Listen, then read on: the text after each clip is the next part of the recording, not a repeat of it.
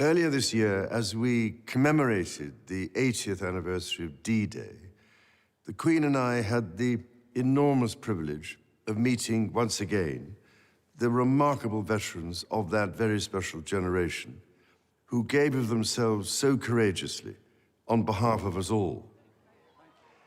Listening to these once young servicemen and women touched us deeply as they spoke of their comrades drawn from across the Commonwealth, who never returned and who now rest peacefully where they made the ultimate sacrifice. Their example of service and selflessness continues to inspire across the generations. During previous commemorations, we were able to console ourselves with the thought that these tragic events seldom happen in the modern era. But on this Christmas Day, we cannot help but think of those for whom the devastating effects of conflict in the Middle East, in Central Europe, in Africa, and elsewhere pose a daily threat to so many people's lives and livelihoods. We also think of the humanitarian organizations working tirelessly to bring vital relief. After all, the Gospels speak so vividly of conflict and teach the values with which we can overcome it. The example that Jesus gave us is timeless and universal. It is to enter the world of those who suffer, to make a difference to their lives, and so bring hope where there is despair. As the famous Christmas carol once in Royal David's City reminds us, our Savior Holy came down to earth from heaven, lived among the poor and mean and lowly, and transformed the lives of those he met through God's redeeming love. That is the heart of the Nativity story, and we can hear its beat in the belief of all the great faiths in the love and mercy of God in times of joy and of suffering, calling us to bring light where there is darkness. All of us go through some form of suffering at some stage in our life, be it mental or physical. The degree to which we help one another and draw support from each other, be we people of faith or of none, is a measure of our civilization as nations.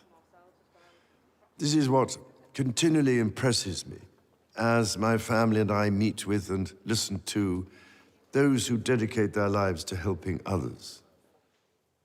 I am speaking to you today from the chapel of the former Middlesex Hospital in London, now itself a vibrant community space, and thinking especially of the many thousands of professionals and volunteers here in the United Kingdom and across the Commonwealth who, with their skills and out of the goodness of their heart, care for others, often at some cost to themselves.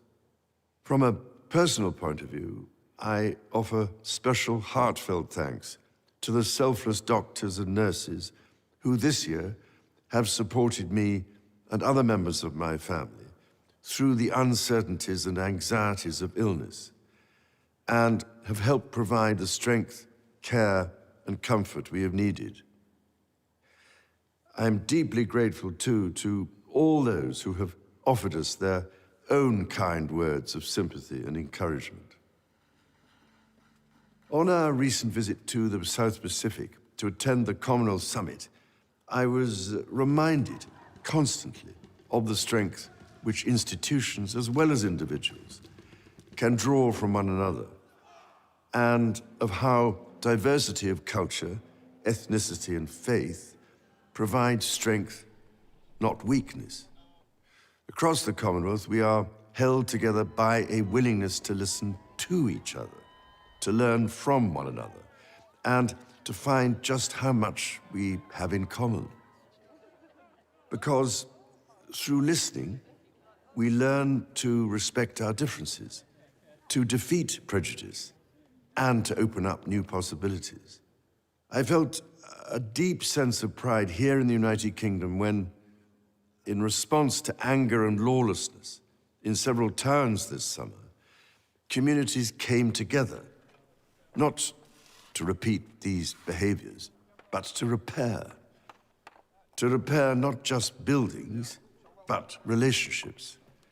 And, most importantly, to repair trust by listening and, through understanding, deciding how to act for the good of all.